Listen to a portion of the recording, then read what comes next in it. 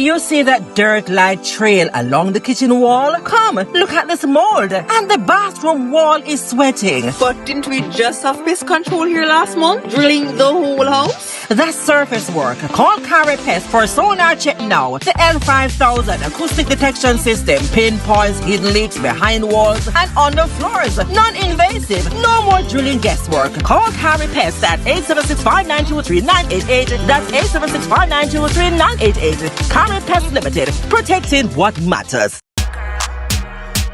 When you said it, I'll touch your pearls.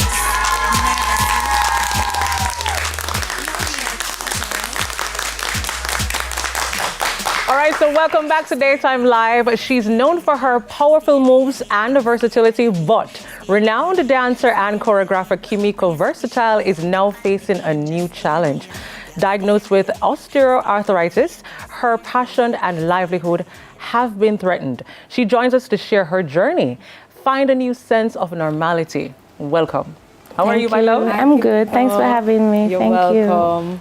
Now, before we get into everything, let's start with some of the exciting things that's happening for you. You know, we would have seen you on CBS with Jenna and Chanel. Yes. Talk to us. They're recently on the island. Talk to us about that experience. Oh, that was such an amazing experience. It was like vacation in my own country, by the way, because I stayed at Sandals. And it's the first time staying there after it's been renovated. And it was a nice experience. Sean Paul, I've been working with Sean Paul for years. So it was a reunion with Sean Paul and Jay Will, you know, Jay Will, the filmmaker. Yes. And the experience was nice. It was basically teaching Sean Paul two latest moves, and Janae, they were learning the whole Jamaican dancehall vibe. They loved it. Them adore it, by the way. And it was just a nice experience sharing the culture with them. Okay, that's Yes. awesome, Kimiko. Yes. We also understand that Kerry Washington was in Jamaica. You know, she was filming a project with the National Geographic, and you were one of the featured dancers on Yes. that as well. How did that opportunity come about? Wow.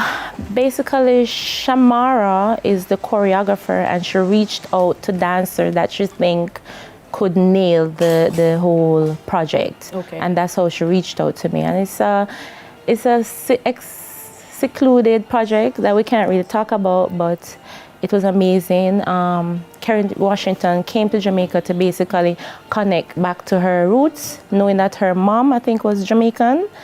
And she fell in love with it, and she wanted to learn different aspects of dance, Jamaican dance. Okay. So that's how we got involved, and we did a finale dance at the end of the project. Okay. Yes. Lovely. Yeah. Now, you have been doing amazing things over the years as a dancer. A long time. I'm telling you, right? But now you are, you know, experiencing a condition, osteoarthritis. Talk to Right. us, for persons who are not familiar with this. Talk to us about. Wow, I never usually be open to talk about, you know, things that are affecting me or negative, but I think it's a time to bring it out there in the light. So I've been having knee issues from a tender age. From a small, I always had pain in my knees. And I remember my mom saying she has arthritis. So I said, Mommy, you think I have arthritis too? And she said, no, go with that. Pitney can't have arthritis. That's what she told me. I said, okay. And I kept dancing. I went to Edna Manley. Did my degree, and I usually still feel pain in my left knee, but I thought it was just being the whole process of dancing so much, you know, sometimes it start affect our joints and things. Yes. And it keeps getting worse.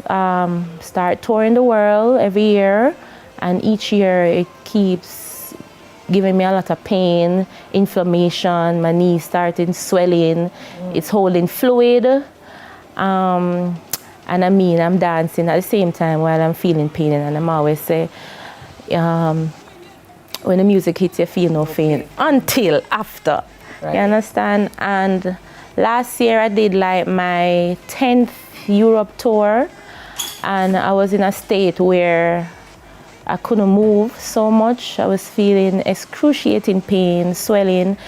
I went to a physiotherapy in Finland at the time, and he couldn't speak English, proper English, but he was saying that, oh, your muscles are so angry, and I getting that he's saying that my muscles are tense, very tight, and I did an MRI and X-ray last year, and they told me that I have osteoarthritis, and that's the main autoimmune disease that's affecting my joints. Okay. And I know for a lot of persons, you might want, to understand the definition of it. It is the most common form of arthritis. It occurs when the protective cartilage that cushions the end of the bones wears down over time, mostly affecting your hands, your knees, your hips, and your spine. In terms of the level of pain, though, that you would normally feel, though, Kimiko, tell me, from a range of 1 to 10, with 10 being the highest, what kind of level of pain you'd feel, and where does it affect most? You said just your knees? 10, yes. 10? 10. Wow. Mostly my knees, my knee joint, because that's the joint that I use the most to defy gravity. Right. So it affects my knee. I have torn meniscus, lateral torn meniscus. I have bone spurs. That's when the bone rubbing and it starts breaking off. Piece of bone start breaking off and lodging into the knee.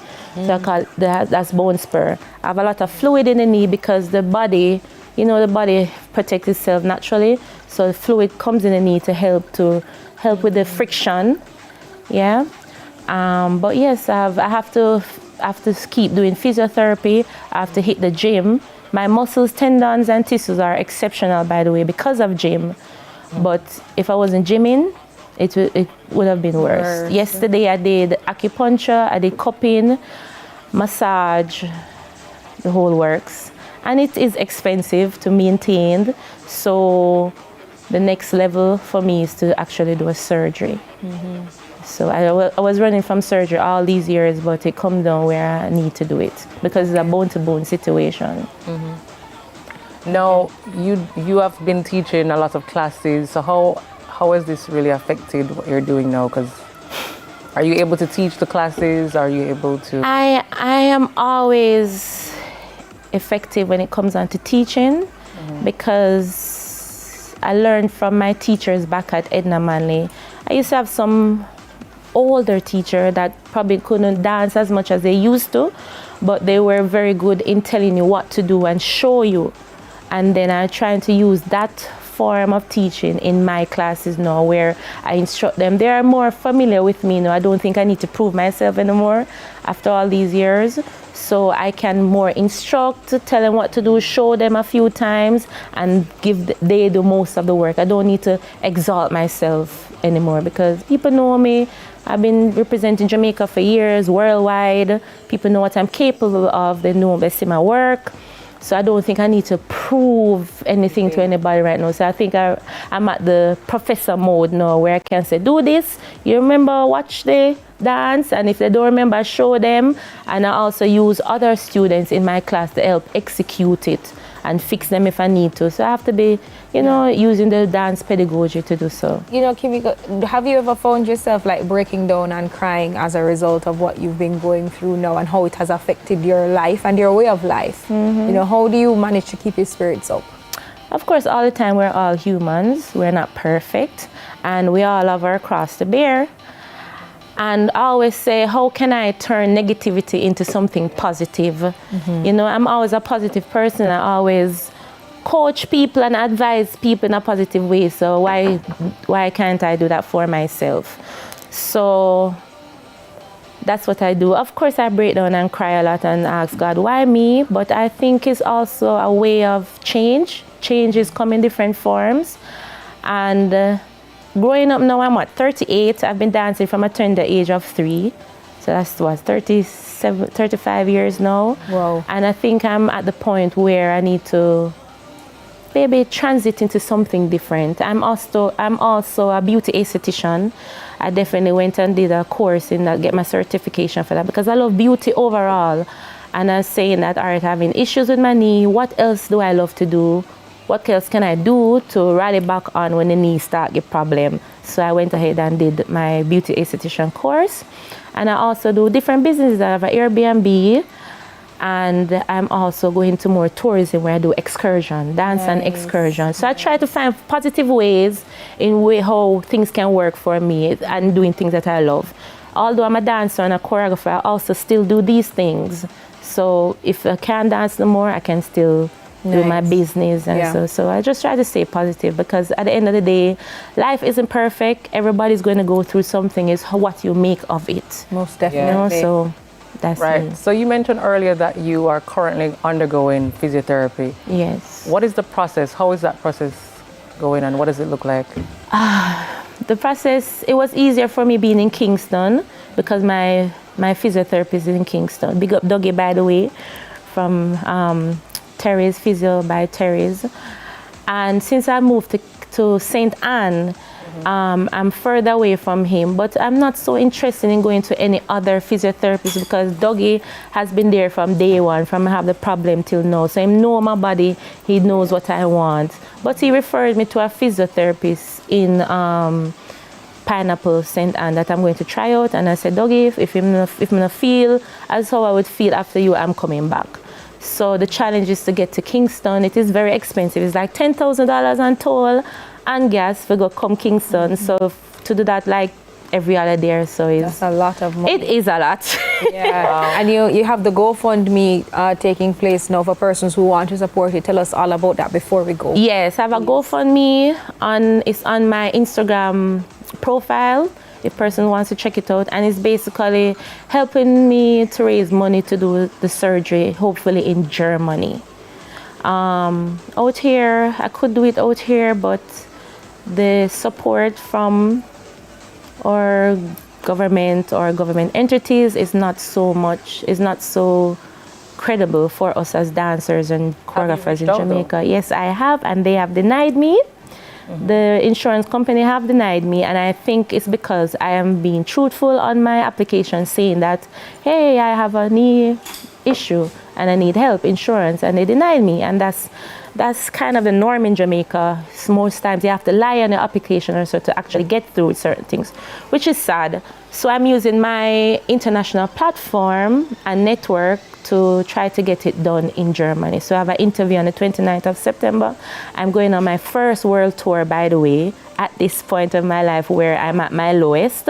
But with God as guide, He will help me through this. I'm sure He will. Okay. So, Kimiko, for persons who want to support the GoFundMe and even reach out to you to give you that kind of support, tell us quickly where we can find you, because we're almost out of time. well, you can find the link on my Instagram profile.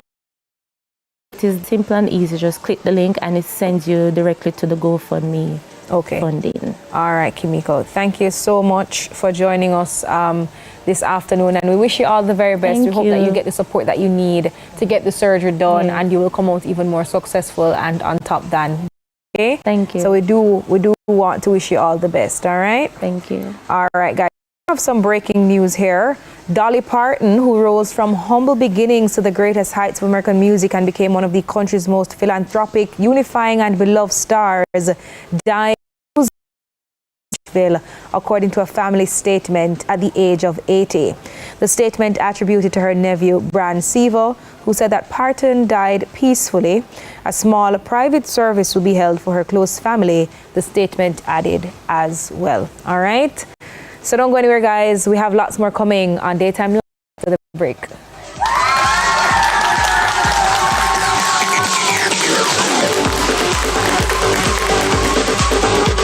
See that dirt-like trail along the kitchen wall? Come, look at this mold. And the bathroom wall is sweating. But didn't we just have pest control here last month? Drilling the whole house? That's surface work. Call Pest for sonar check now. The L5000 acoustic detection system pinpoints hidden leaks behind walls and under floors. Non-invasive. No more drilling guesswork. Call Pest at 876-592-3988. That's 876-592-3988. Pest Limited. Protecting what matters.